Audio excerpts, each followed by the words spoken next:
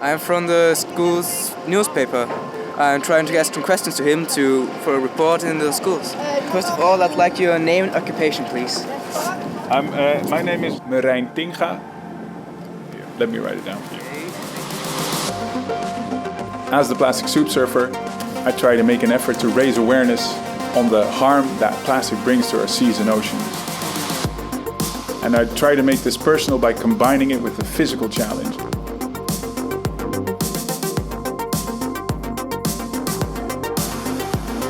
This time, I'll be stand-up paddling down the entire River Rhine on a board made from plastic litter. And I start at the source. We're at the Oberalp Pass. We're near the highest point of this expedition. Tomorrow we'll climb up to the source, and that will be the highest point. At this moment, we're at 2,046 meters above sea level. So we'll have to descend 2,000 meters to get back to the North Sea. This water, this snow, when it melts, will go down that valley, and all those small creeks together, they'll form the Rhine. Probably when we walk up to the source, there'll be a lot of snow, and the Thomassee, the small lake where it starts, the source, is probably frozen over as well. So we'll have ice there. Well, we'll see at least. During this expedition, I hope to learn what the sources of plastic waste are. I will collect examples, just plastic stuff I bump into, and then afterwards use those very pieces to hold accountable those that are actually responsible for that litter. Because plastic soup starts in our own backyards, our own streets and waterways, and by going down this iconic river, I want to show the pathway of that plastic as it inevitably flows down to sea, just like I will. We've reached the highest point, the Rheinquelle, and yeah, just look at that.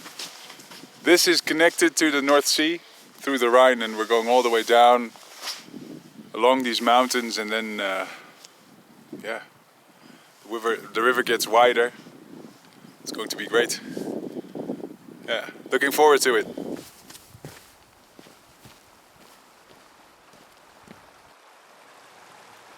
I wanted to go to the source and show how clear and clean that water starts. And that we do not have to accept that it gets polluted by plastic as it flows down to the North Sea.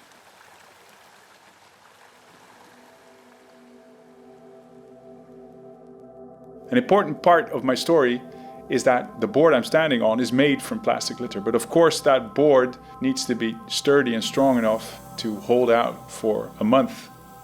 So I was very fortunate when Science Center TU Delft offered to help me build my dream board together with them. I'm no expert in sub-board design, so I teamed up with Starboard. They sent me this board to replicate. What we're going to do is make a 3D scan. So we're going to have a 3D model in the computer, which we can use to make all the ribs afterwards. So not only are we using all this plastic litter in the board, every aspect in that board is thought about. So this, for instance, is a fin, which is Okelon, which is fully recycled nylon. We have fully recycled ABS, even recycled resin. Every aspect in its construction is within this recycle mind frame.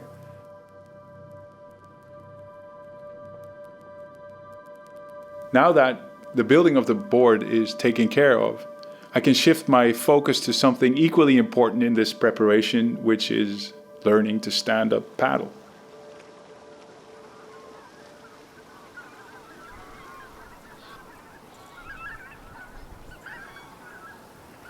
I feel like this is something I might be able to do easily, or that's the way I planned this, and today we're going to see if that's actually true. And well, I've got one of the best Dutch paddleboarders with me, so if she can't teach me, nobody can. Ja, ik pak het boord. Laten we even daarbij het stijgen. Well, when you're paddling 28 days in a row, I think physically and mentally that's quite a challenge. You have to be able to have a good mindset and think, well, I'm gonna finish, and then you're halfway, and then physically you need to do the rest. I got a little scared when Janneke started talking about the challenges I might meet along the way, so I'll have to do a lot of supping before I do this. So next coming weeks, that's what I'll do.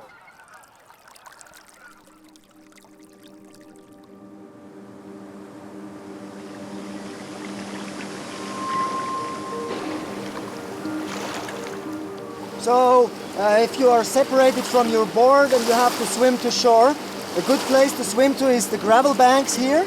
If there is cliffs or big rocks, it's hard to climb out, and what you really want to avoid is swimming into trees. That's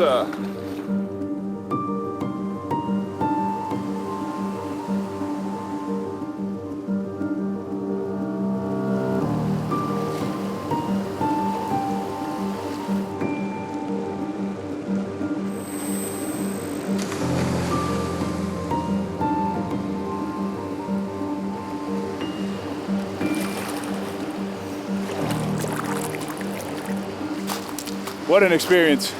It was so much harder than I thought it would be. When you're a surfer, you sort of use your speed and your balance together to turn the board, but here the river is the speed, so you don't have your speed yourself. It's sort of like a rodeo. I was so bold yesterday to think that I could do this. But it was a thrill. It was a thrill. I fell off multiple times. First time you're in the river. Yeah, you see the rocks coming at you. You try to climb up back on the board as fast as possible. Just the idea that I thought I could do this. Yeah.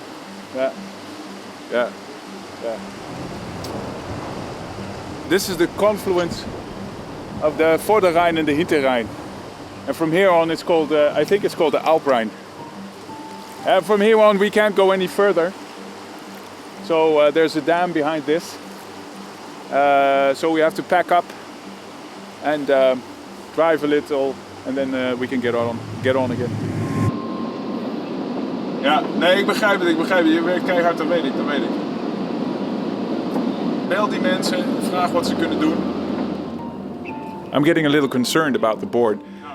That board is very important for me because it's the way I tell my story. It's a board made from plastic litter, and as the plastic soup surfer, I surf on boards made from plastic soup. And it feels like if I do not have that board, I could be just any guy paddling down that river. Yo, okay, hoi.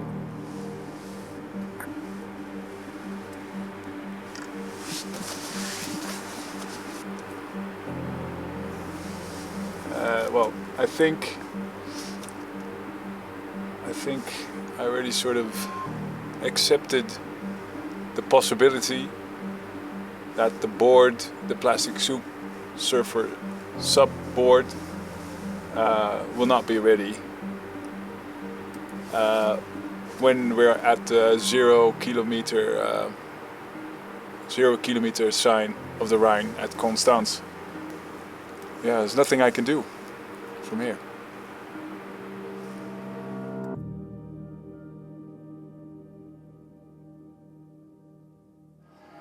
This is Constance. This is where they start counting the Rhine. So this is the 0 kilometer Rhine sign just behind the Alte Rheinbrücke, and from there on it's 1,035 kilometers to the North Sea. And today I have a headwind, the predicted rain. So the first real day of paddling is going to be a tough one.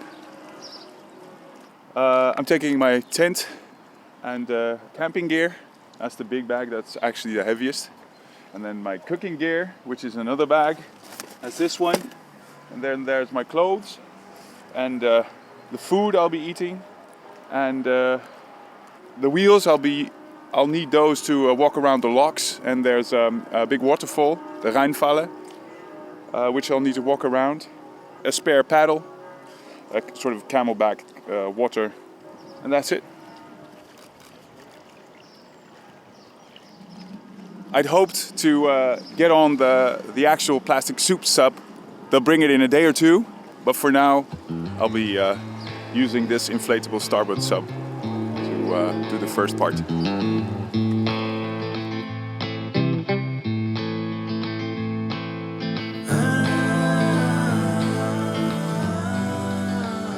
I've just done my first hour.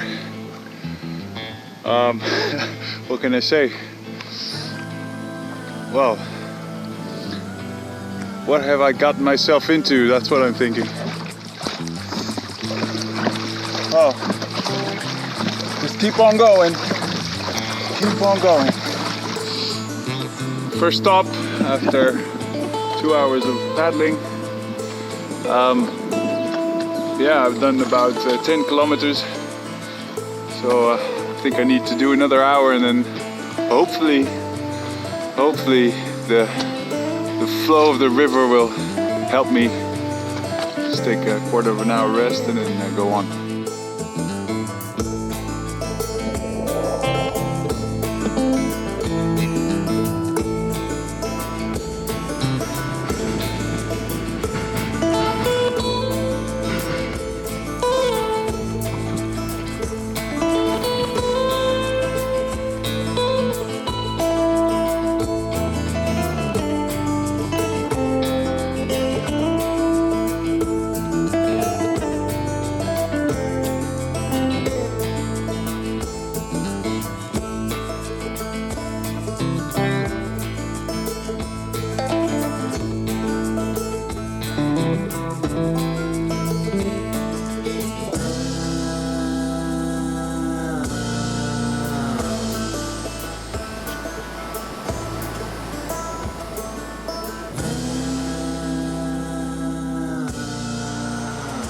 These are the rapids I need to cross.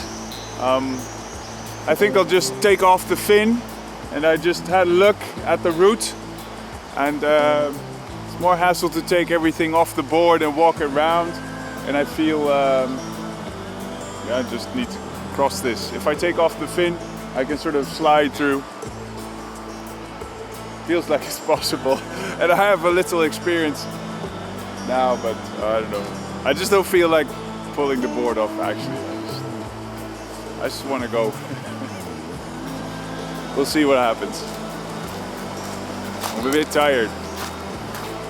This is the 4th day of full paddling. That's always typically the day that you feel sort of worn down and see the road ahead. And especially all the hassle with taking the board up and all that side stuff. You don't feel like you don't have the energy anymore to do stuff like that. So just make sure everything's tight to minimize the risk.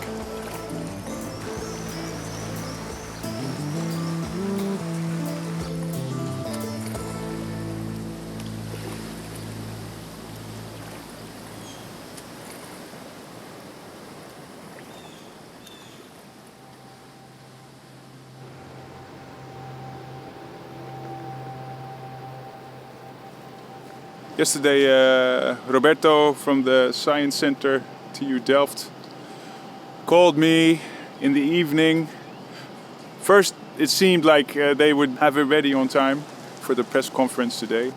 At 1:30 at night, he SMS'd that he was too tired, that he'd been working too much, and that he wasn't fit to drive. Yeah, and that's the story. But I felt pretty bad. You know, you disappoint so many people. You have all these partners waiting for it, and yeah, have to disappoint them. That was the feeling I had this morning. And then I had a moment when I thought, what would the plastic soup surfer do? I was reflecting, walking over the railway. I was thinking, what would the plastic soup surfer do? And I said to myself, the plastic soup surfer, he'd press on, he'd go on. So that's what I'm doing. This is the board I'll be using, hopefully for only 1 or 2 more days. But I'm not making any promises anymore. I'll just go on with this mission.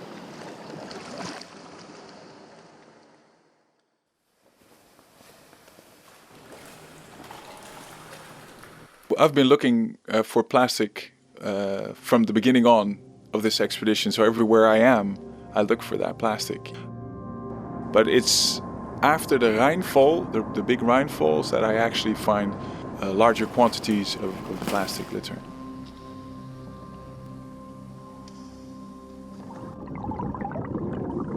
Most of the stuff you cannot see what it is because it's just small, torn off fragments of packaging. What I bump into, I take along with me on my board. I put it in a small pouch, small sack on my board.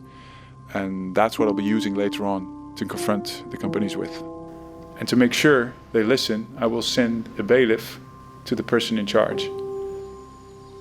Because I feel that they should take much more responsibility for the end of life of their packaging and products.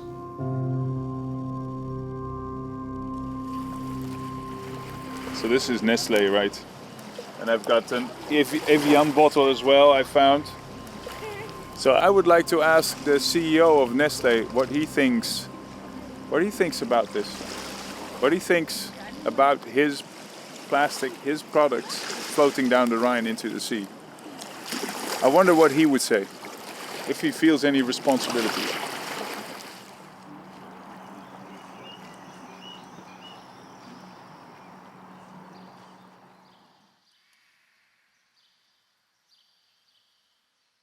Because your feet are wet all day,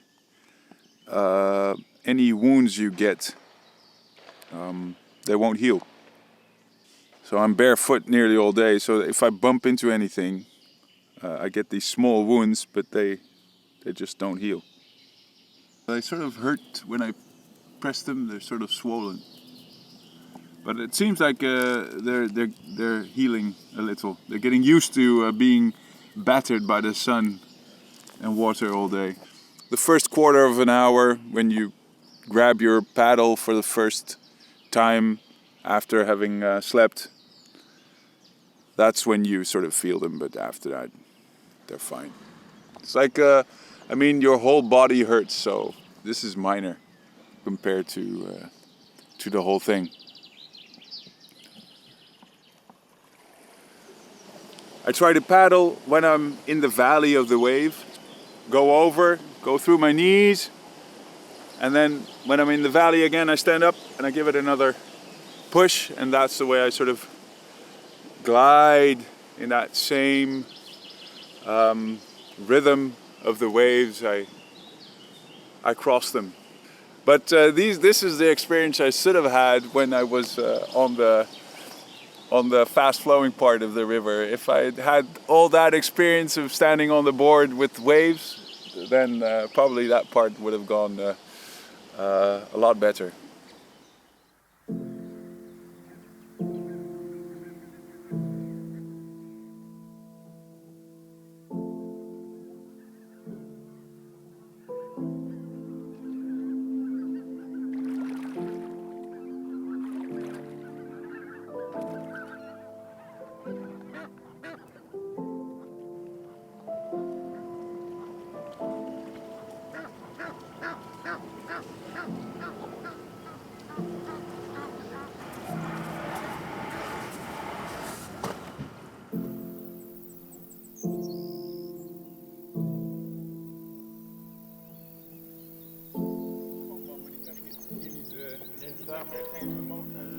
En ik heb ze uitgemeten op de tassen die je hebt.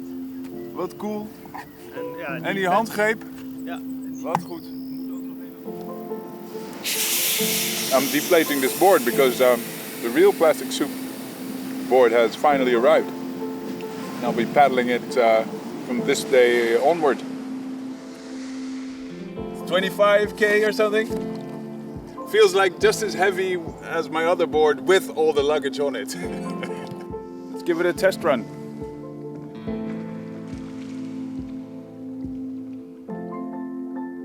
He's standing on it and he's having a good time. It's still a prototype. There are lots of things that can go wrong. I think Marijn will handle it delicately, but it's great to see it going.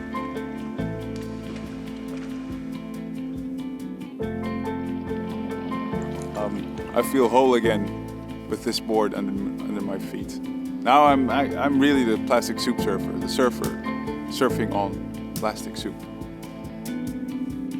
From here on, I expect this whole campaign to get an extra boost, just because of the board and the story it tells. The picture has become one. You know, you can see me paddle by and you'll understand what this project is about. Just the Rhine, the litter, and the story of paddling from source to sea.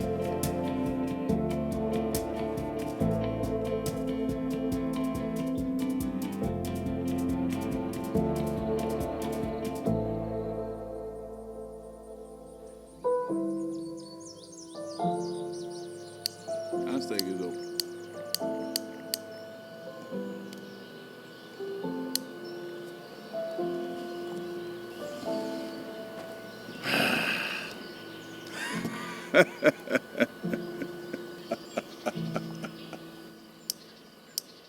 Daar komt hij.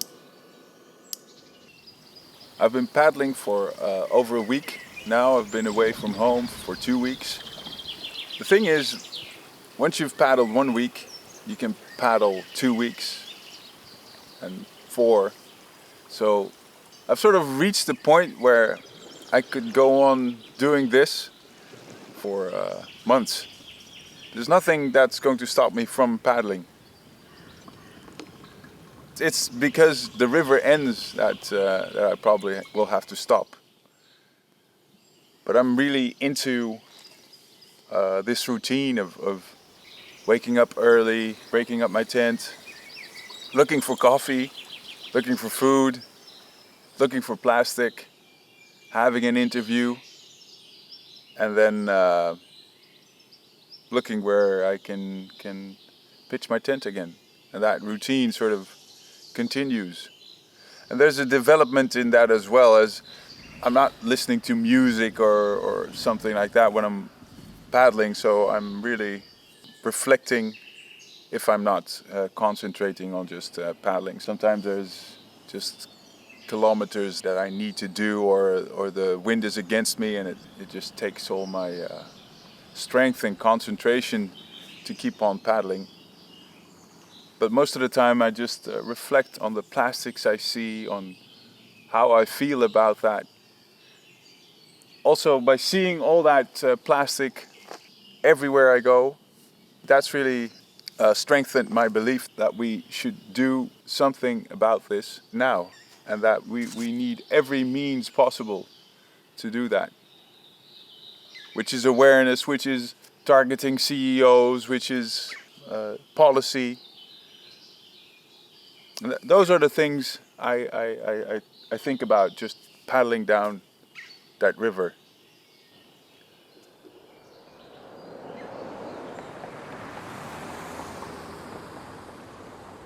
The packaging, the bottles, that's the part of the plastic pollution I can see, but there's also a large part which I cannot see at all, because plastic breaks up into smaller pieces, microscopically small. I even went to a water waste treatment plant and they told me they do not have the facilities to filter out those small particles of plastic. So I contacted an expert on the field and asked him about the scope of this problem. These are microplastics I isolated from the Rhine River at Bimmen, Blobit, so where the Rhine River enters the Netherlands. I sampled the river water there, and well, microplastics, as you can see, they are abundant and easily found. I took many samples. Every week I took a sample for half a year long, and at any times I found microplastics. Every time you took a sample? Every time. Based on my research, I estimate that at least 40 tons of microplastics go through the river each year. Just only microplastic, 40 tons? Yes. Where does this come from then? Well, I isolated 4 different kinds of microplastics based on their appearance. You have films, tiny pieces of plastic bag, You have spherules, which are balls, tiny balls. And in the end, I also found micro beads. I could easily isolate these tiny particles.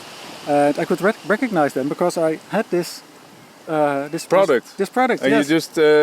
I isolated a few of these, so Yeah. I knew what to look for. yeah. You know, these particles are this small, it's just dust you're looking at.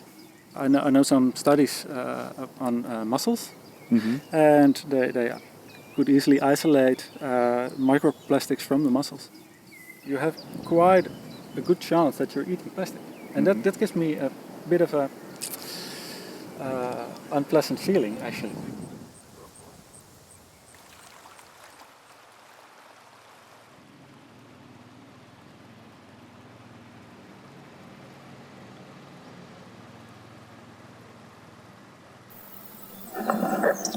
I was just thinking, man can make all these impressive machines, like this one here, and yet they can't prevent plastic litter. Why is that? That's not because they can't. That's because they don't want to. Because there's not an incentive. Because there's not an interest in nature. No financial interest in nature.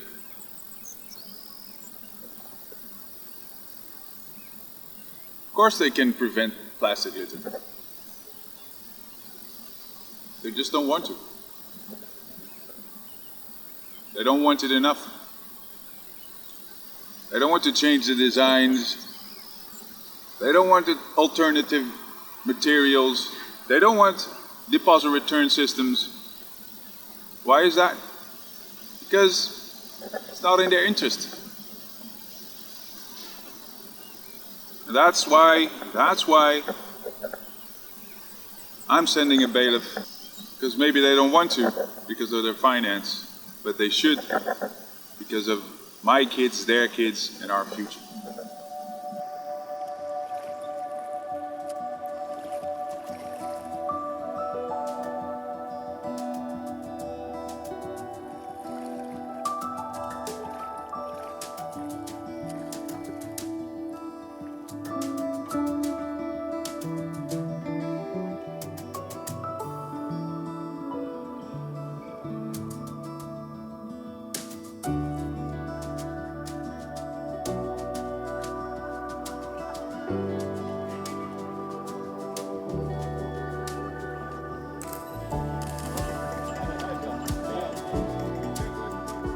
With the headwind, it's pretty hard work. Yeah. This is the boat, the famous boat. Oh my God. That's the artist. That's very nice.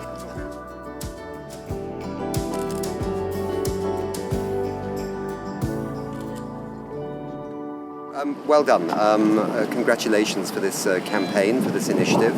Thank you. We're very fortunate, I think, to live in a country like Deutschland, which is very good at recycling, but still, even in Germany, plastic pollution is an issue.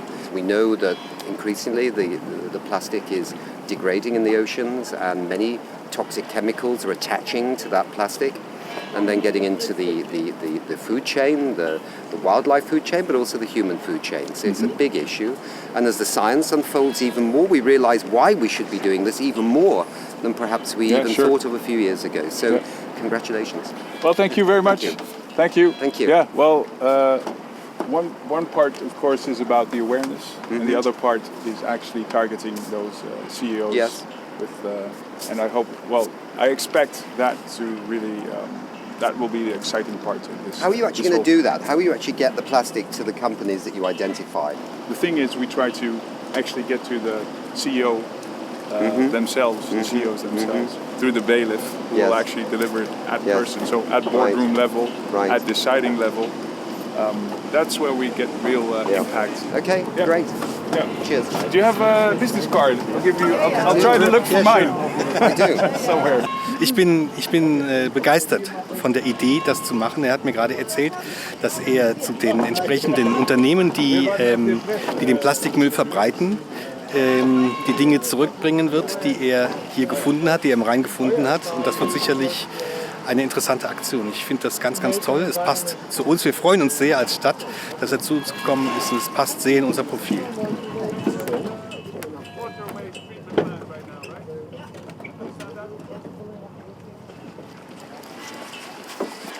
Next, I want to know how long in Rhine kilometers the trip actually is, or at least how many kilometers you leave behind each day on average. The whole Rhine is 1,200 kilometers, but the packaging part is 1,035. I started the 4th and I'll be at 20. I'll take 24 days. Okay. And in the beginning I did more kilometers, like up to 80 a day. And at the end I'll do only 24 a day. So I think the average is 47 kilometers 47 each day. per day? Per day, That's impressive.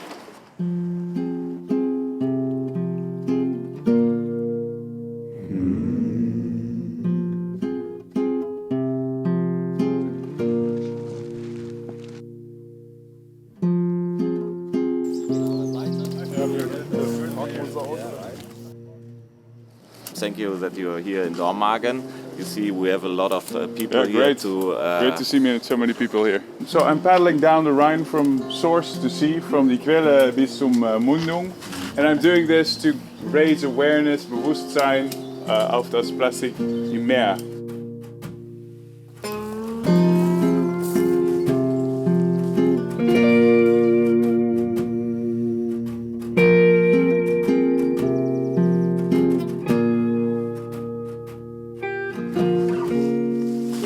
A lot of things I see here, it's just from barbecues and picnics actually. It's people picnicking and not using This is the area where the picnics are and the barbecues. Yeah, a lot of stuff like that, yeah.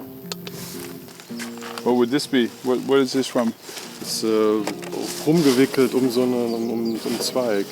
Real Coca-Cola. This is Spa and thing. Weil die Deutschen haben alle das Recyclingzeichen mit Pfand. Ja, und diesen hat das nicht. Vielleicht war das denn niederländisch.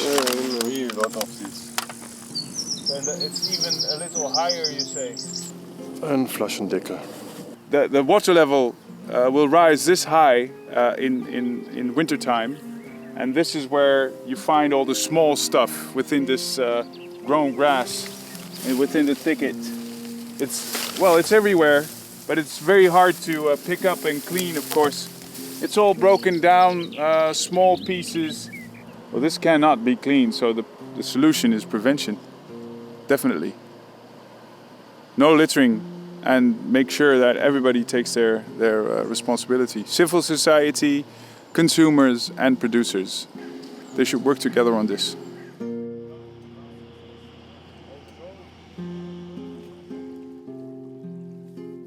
Sauerrote. Schnapps. And look how small it is. I'm getting a good impression of what we find here. This is the barbecue zone. They have enough energy to take it down to the riverbank, but they don't have enough energy left afterwards to take it back with them. What I'm really looking for is those plastic bottles and the small stuff, which is in the spoelzalm, stuff you cannot clean up because it's just too small and it's in between the plants. I've been passing this for more than 700 kilometers. One confetti of these small pieces, waiting for the next high water rise to be pushed on another 100 kilometers towards the Northsea.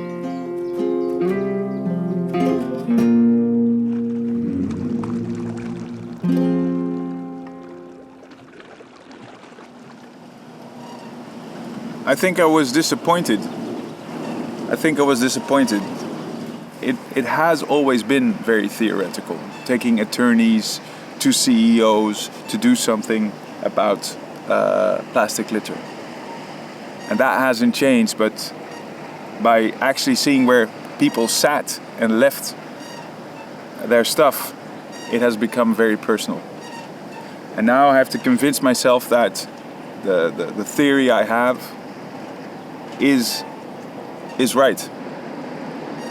Maybe through this experience I've seen how fundamental, how this is really a behavioral thing, and we need every aspect of the chain to solve this. So that means producers as well, but of course consumers and civil society, if we want to do something about this.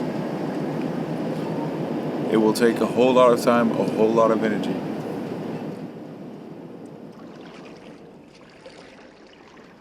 Sometimes I just feel tired.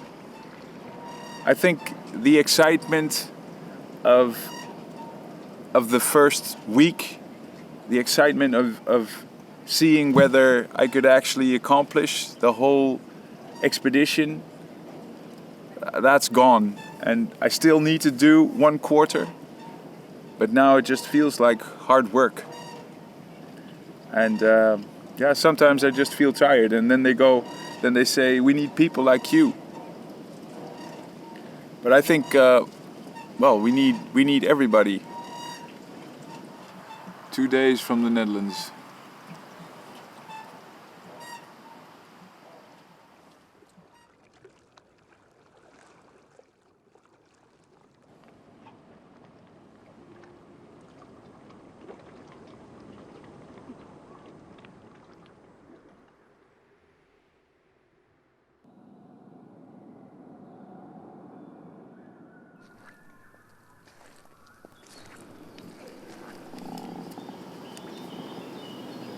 Een soort saai kanaal.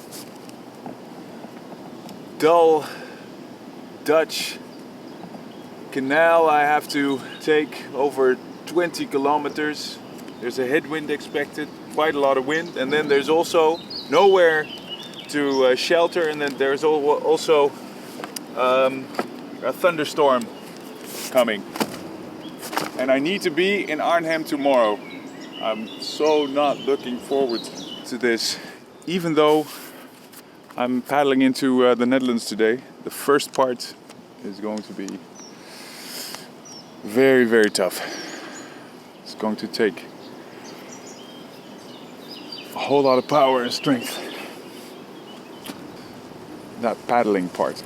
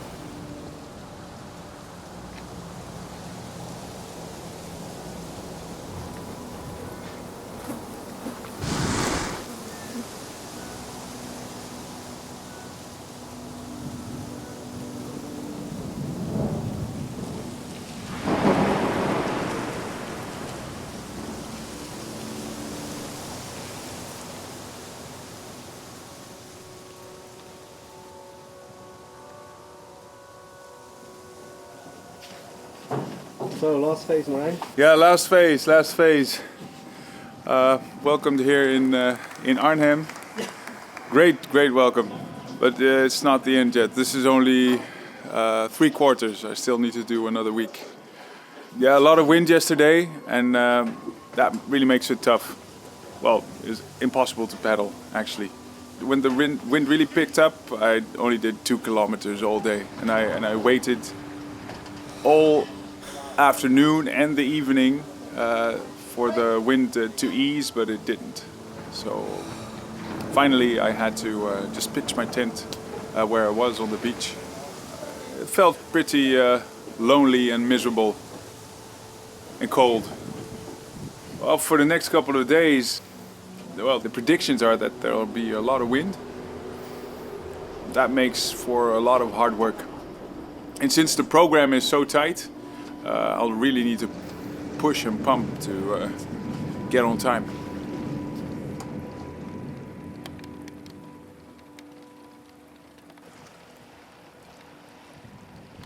These last days, I meet my biggest challenge, the mental challenge, because I got the wind and the bad weather pushing me back. But what I did not expect and what I was surprised about to see is how many people turned up to support me. And they give me that push I need.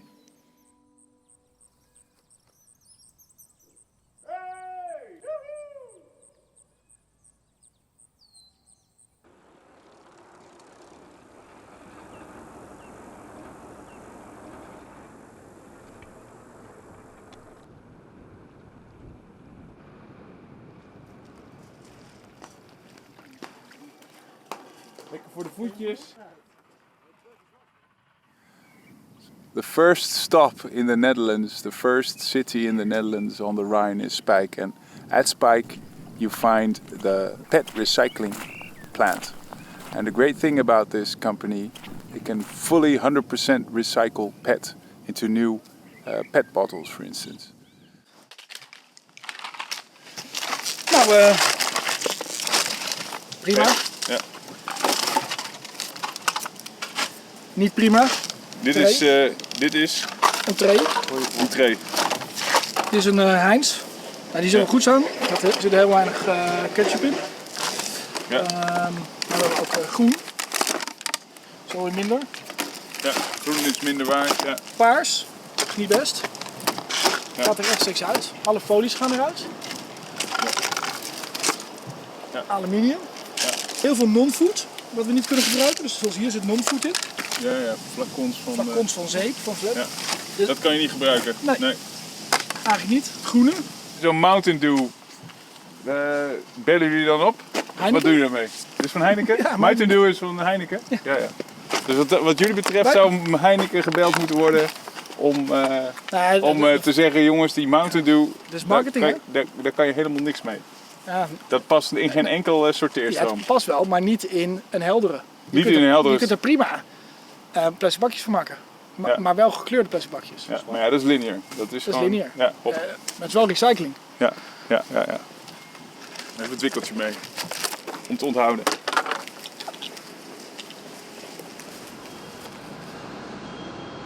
Yeah, we've seen several examples of products of bottles, for instance, of the wrong color, which could not be recycled, or if they have a certain sleeve all over the bottle, they cannot be recycled. Because this company is interested in PET, and they have a very advanced technology to separate it from other types of plastic.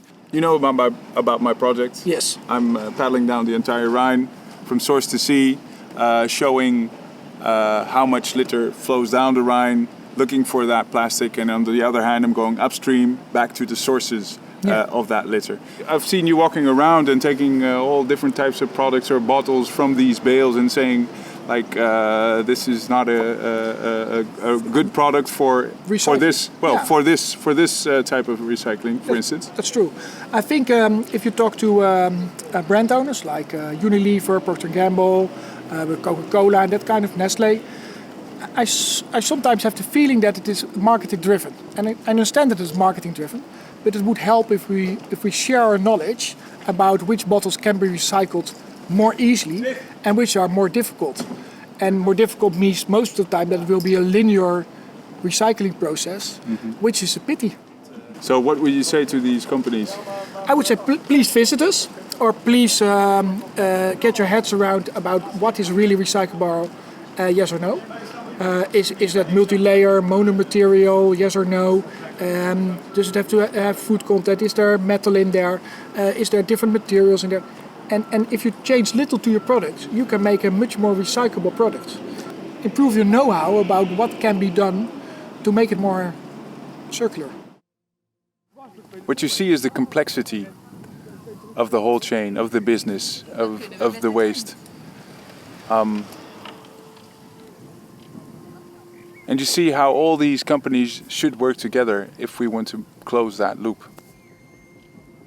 Actually, they're already doing what I want to do. They're already going upstream. They're already going to these companies and telling them, your product should be such and such if you want it recycled. If we want to recycle your product, you should think of these things. Think of the end of life of your product.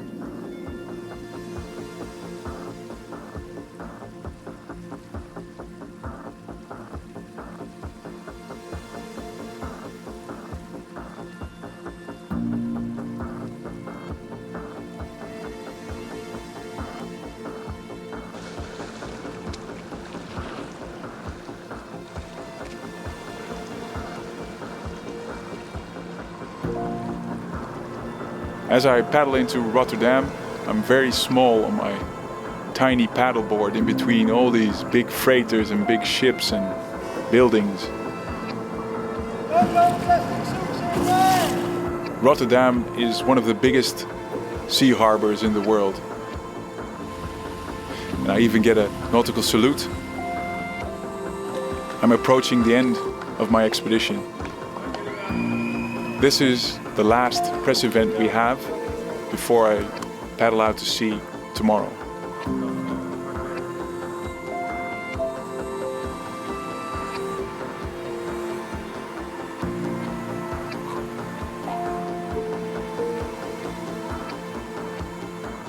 Reaching the North Sea is the symbolic part of my journey, since I want to paddle from source to sea.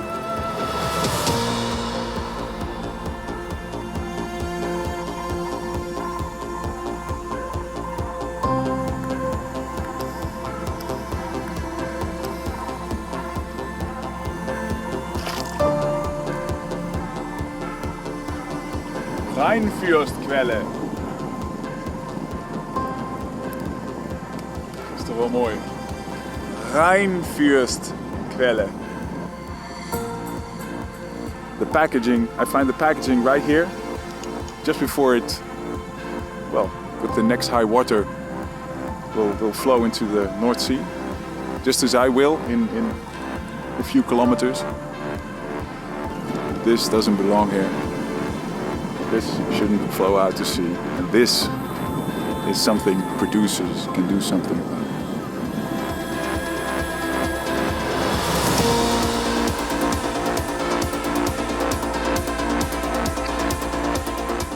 This expedition has shown me the urgency of this plastic pollution problem. We are warned. We should not accept this. Plastic pollution is a result of our convenient society, and we need a behavioral change.